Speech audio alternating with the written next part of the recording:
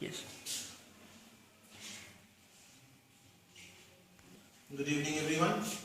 So here actually we have a display of various atomic structures. When I started teaching my children about atomic structures, and I first of all said that John Dalton said that atoms are spherical in shape, the first question from my student was why? I asked my children, you think yourself and tell me, how should an atom look like if it is the tiniest particle of any matter? And they came up with different ideas of atomic structure, but one thing was common, that they made a hollow center wherein they had put neutrons and protons inside, and they had made some circular orbits where electrons are revolving. They have used various materials to make atomic structures. They have used some toy boxes, some toy balls, some chocolate boxes, and various different creativities you will find in making atomic model. Being inspired by the work of my students, I thought of asking one of my very enthusiastic students of class 9th and 10th, Jamshed and Maria, to prepare an atomic structure using some LED lights. So what they have done is they have tried to make a molecule or a tight ion pair of sodium chloride rather with the help of LED lights, and with one small straight set of lights they have tried to make it. As a result, you will find that the electrons, what they are showing here, is moving in a spiral direction. The electrons are moving spirally here.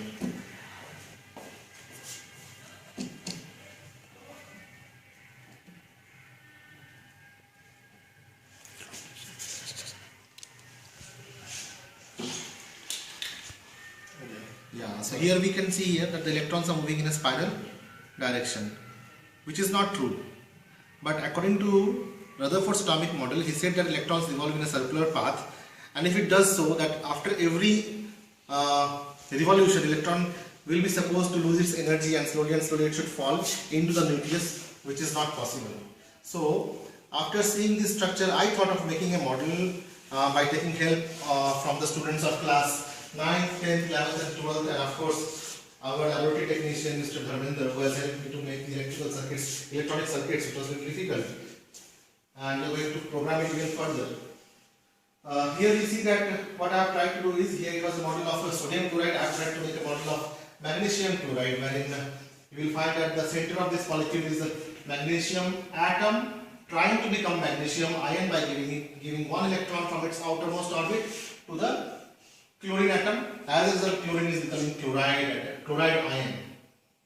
Now, if you will count the number of electrons and protons and neutrons, here you will find that there are 17 protons and 18 neutrons here. So mass number is 35. Number of protons and number of neutrons is called as, the sum of that is called as mass number. So the mass number of this chlorine atom is 35, and if we take the relative atomic mass of several other isotopes, it can 35.5 also. But here we are taking only one isotope, because taking two isotopes altogether will not be possible in this model. So here we are seeing that in the first orbit there are 2 electrons as per Borsbury rule. It is called as K shell, having 2 electrons. Second cell or L cell having 8 electrons. Third shell having called M cell has 7 electrons. The criteria for stability of any atom is that there should be 8 electrons in the outermost orbit. So chlorine atom has tendency to take 1 electron from any electropositive metal. So here you will find that in magnesium 2 electrons as usual is in the first orbit, 8 electrons as usual in the second orbit, and 2 electrons in the third orbit M. Now it is difficult for magnesium to take 6 electrons to complete its octet. So what it does is, it takes 2 electrons, it gives its 2 electrons to 2 adjacent chlorine atoms, so that they can form chloride ion. No sooner they form chloride ion, they develop charge. One negative charge, because it has gained one negatively charged particle, which we are calling as electron. Here also this chlorine atom is gaining one electron, it is becoming chloride ion, and this is magnesium ion having 2 positive charges, because it is losing 2 electrons. As a result, 2 protons are becoming excess in the nucleus, because number of protons should be always equal to number of electrons in any neutral atom. Now this model is based on the most acceptable model of any atom, which is called as Bohr's atomic model, and we started learning about atoms, atomic structure from the theory given by Dalton's atomic theory, who said that atom is nothing but a particle which cannot be divided further. Wherein the word atomy means a particle which cannot be divided, atom. So he gave Dalton's atomic theory, according to which he says that all matters are made up of atoms. This desk, this material, or anything around us is made up of atoms. All matters, all atoms of a given element are identical in mass and properties. Say if we talk about the atoms of this wood, then all the atoms in this wood would be identical in properties. That's what he said. This was the discrepancy in his theory, which later on we have found. Compounds are formed by combination of two or more different kind of atoms. That is true. We are seeing that we have more than two different type of atoms are combining to form molecules. And a chemical reaction is rearrangement of the atoms. We are seeing a particular arrangement of the atoms here.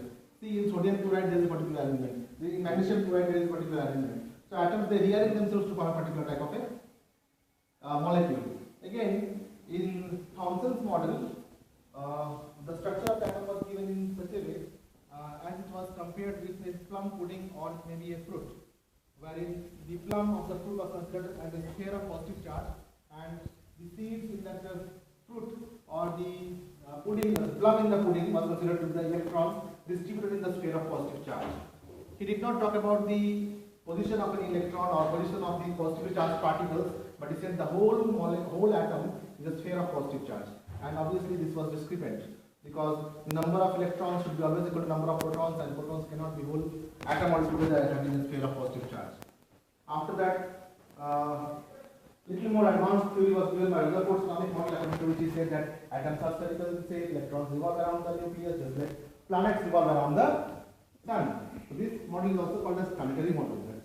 But the discrepancy in this model was that if electrons revolve around in a circular path, then it will lose its energy after every revolution, and slowly it will become weaker, and it will be attracted towards the nucleus, and the electron will fall into the nucleus, and the atom will not exist at all, which is not possible. Further, to overcome this discrepancy, Bohr gave his theory of quantization, according to which he said that atoms are spherical in shape, the electrons revolve in a circular discrete path around the nucleus, and they cannot follow any spiral path. That means the total angular momentum of the electron in the orbit remains quantized, meaning thereby that electrons can only revolve in such circular orbit wherein its angular momentum is a multiple of any integral or any integer.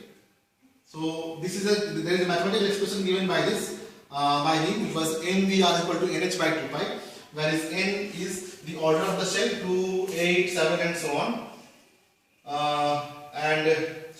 1, 2, 3 and so on, and h is Planck's constant, and 2 pi is a parameter of the circular orbit itself. So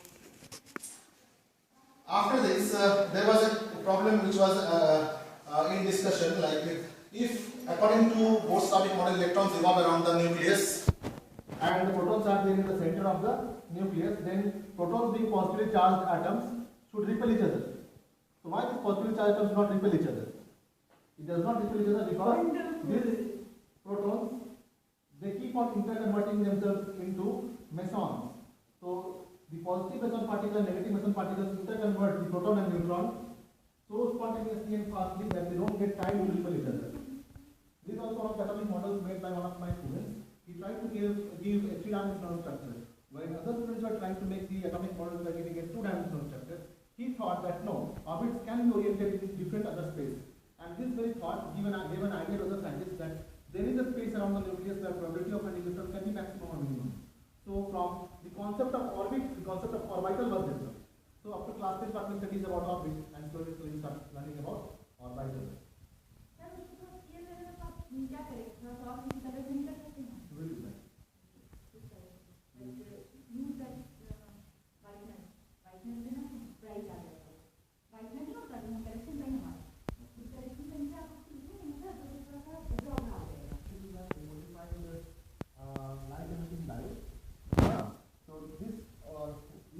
By the three scientists who have got the recent Nobel Prize. You know, their name is Isamu Akasi, Hiroshi Amano and Shoji Nakamura. So what they did is, they took N-type semiconductor and P-type semiconductor. Here we find that these is showing a plate of germanium in which there is one impurity. One germanium is taken out and one arsenic is put into it. So as a result, it becomes pentavalent. And here, just like germanium, silicon of the same group having tetravalency is used as p type semiconductor, wherein one silicon is taken out and one boron is put in, which is trivalent. So there is an electron deficiency here and there is electron deficiency here. We know that the water or any fluid flows from high potential to low potential. So there is a tendency of electron to flow from more concentration to lower concentration, which in balancing by directing into osmosis. So there is no osmosis taking place, but yeah, there is a potential gradient. Potential gradient. Yeah, there is a potential not gradient. osmosis actually. Yeah, that is a physical potential gradient. Here is electronic potential gradient. That also depends on physical gradient. Gradient only. So there is analogy. Potential gradient. There is analogy. There is some relation. So now you will see that there is a difference in the energy, potential energy between these two semiconductors. Now earlier there was no material put in between this.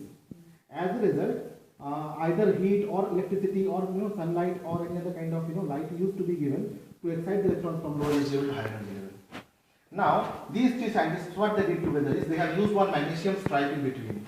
So you know that magnesium is a metal and has an electron pool in which the positive kernels of the metals are embedded. So these blue colored particles are showing the kernels and this silver colored base is showing the pool of electrons. What exactly is it showing, sir? I am telling you. What is happening here is it is difficult for this electron to go from here to here, and if you try to take this electron from here to here, you have to do very high voltage. So consumption of electricity will be more. So what they did is they used this magnesium stripe. As a result, what happened? 15% less electrical energy is required now. As a result, you see that the electrons are getting excited. It's going upward. See, going up is difficult. For that we need rope, we need stairs, we need escalators. But falling down is very easy. Once the electron is sent up by some or the other method, you will find that the blue color is falling down. So when the electron is falling from top to bottom, they are losing energy in the form of blue LED. So that is how the blue LED light is developed. Okay. And 15% less energy is consumed. Very good. So this is a small model made with very simple things and very less cost. And you're trying to show that blue light. How it was developed. Okay. So this is actually a model of modified light emitting diode, which gives cost-effective source of light. Blue LED. So I think you liked it. Very much. I liked it like anything. Thank you. Any questions, Jamshed? Yes, sir. Yeah. Sir, there's a question that you said that according to Dalton's atomic theory, there's a discrepancy that atoms cannot be divided further. Why it is called as discrepancy? Okay, now since you know about subatomic particles, that atoms consist of various subatomic particles, electron, protons and neutrons. So you might be thinking that atoms can be divided further. Sir, मुझे light लगाना है. ज़्यादा नहीं, बस वो signals. It is sending 10 dipixel to without any interruption. ठीक है sir?